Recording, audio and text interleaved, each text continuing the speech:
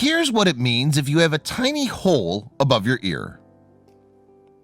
Although it's so slow that we don't really notice it, evolution is an ongoing process. With the birth of every generation, it progresses in tiny ways we can never quite visually process, in ways we can never hope to imagine. Of course, at the rate we're going with how technology is developing, we might as well begin taking control of our own evolution and chart its course.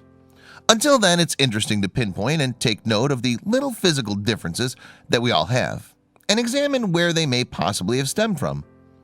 One of those differences is the appearance of what seems to be a very tiny hole above someone's ear, where the ear pinna curves back into the side of the head. If you're someone who has very sharp observation skills, you may have noticed that this unique physical appearance is relatively rare and occurs only in small percentages.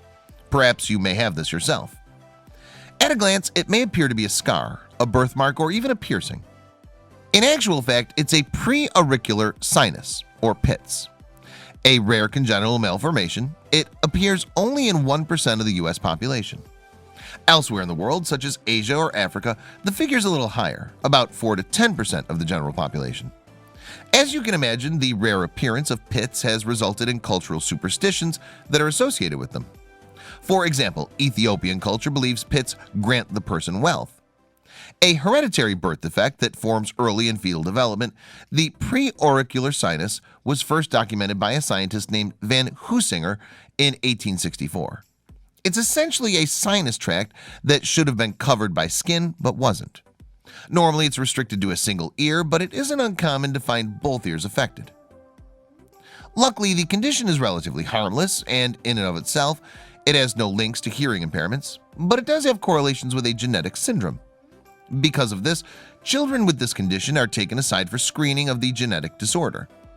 Some people, however, are more prone to developing benign cysts caused by bacteria trapped within it, in addition to being prone to infections.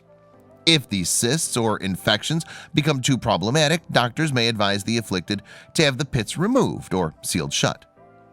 While it's normally classified as a defect by experts, many theories have since arisen in the interest of understanding exactly what the preauricular sinus is and where it may have stemmed from.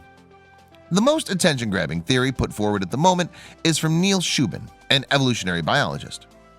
According to his interview with Business Insider, he claims they may be the result of evolution phasing out what were once fish gills. His claim holds some water, as it's based off a current, widely held belief that humanity and fish split off from the same common ancestor millions of years ago. Whatever the case it may be, it's fascinating just to see how evolution still affects us today.